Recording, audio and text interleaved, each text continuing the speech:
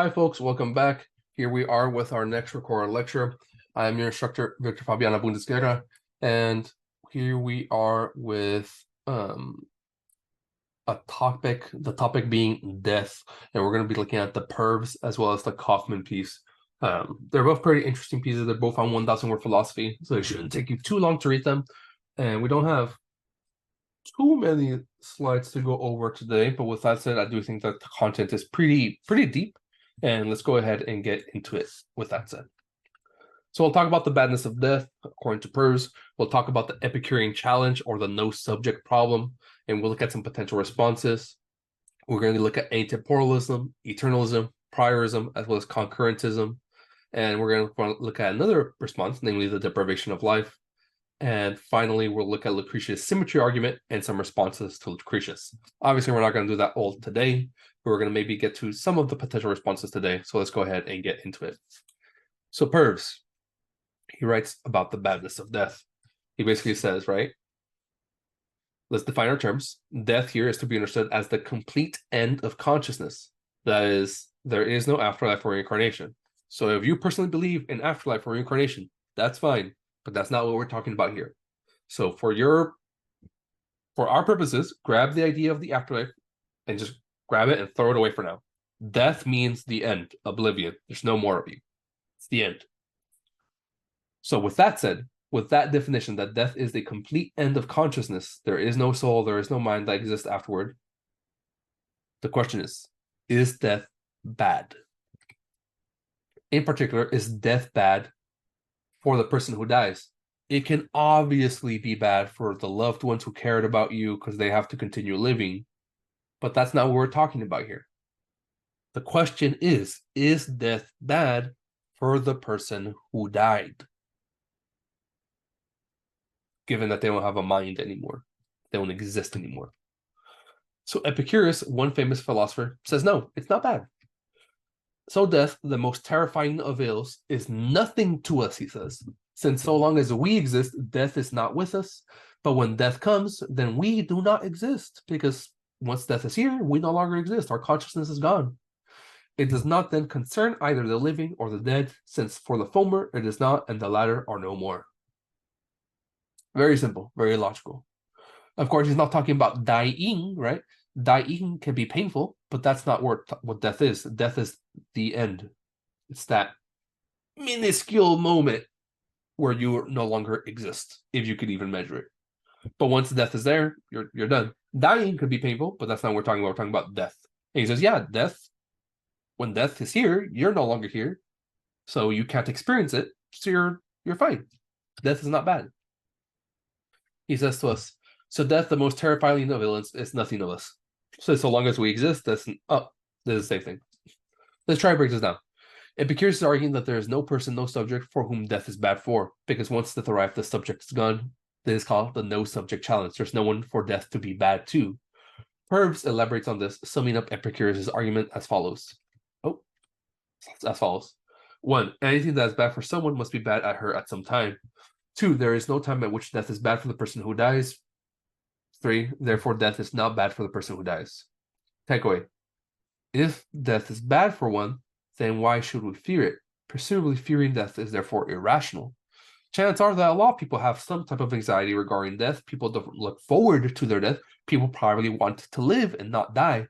But if death really isn't bad, again, we're talking about dying, we're talking about death. If death really isn't that bad, then why do we fear death? Epicurus says that, yeah, it's irrational to fear death. We shouldn't fear death at all. Here are some responses. Most people do not like this argument. People do fear death. A lot of philosophers don't like Epicurus' argument. People often think that death is bad for the person who dies. Are all these people wrong? Here are some ways to defend the idea that death is actually bad and that Epicurus is wrong.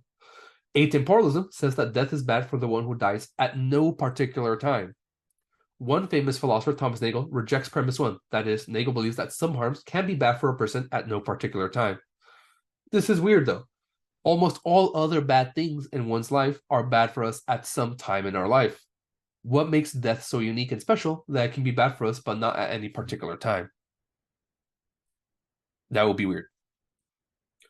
There's also eternalism. Death is bad for the one who dies at all time. Feldman, another philosopher, says that argues that so long as my life would have contained more value if I had not died, then death is always bad for me, even if it had not happened. This sounds kind of weird too. There's a problem to this. Because suppose I stubbed my toe. My life would have had more value if I did not stub my toe, if I really hurt myself. But it seems that stubbing my toe is not eternally bad to me. It seems that the badness of the event ends once the pain goes away. It seems that the badness is located to a certain time. So again, what makes death special? That it's eternally bad during my whole life and beyond. Here's priorism. Priorism says that death is bad for the one who dies before their death.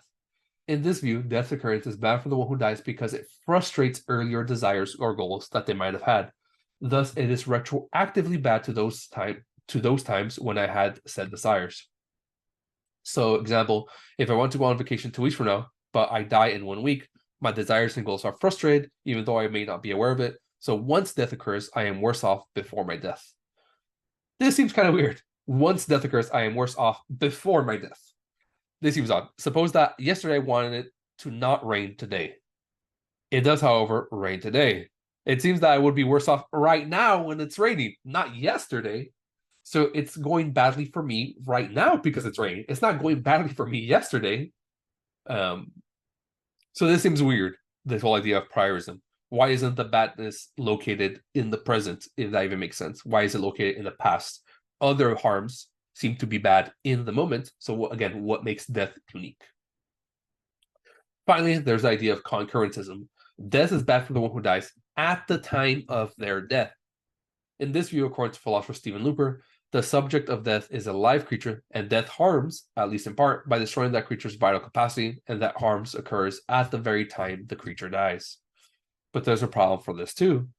This seems to be assuming that the person somehow exists during the time of death. But this is exactly what we're sort of debating. Epicurus denies that you exist at the time of your death. By definition, if we are now changing the definition of death and say that you exist at the time of death, then we're no longer really talking about the same thing. We have rejected the vital assumption and no longer have a common vocabulary to discuss.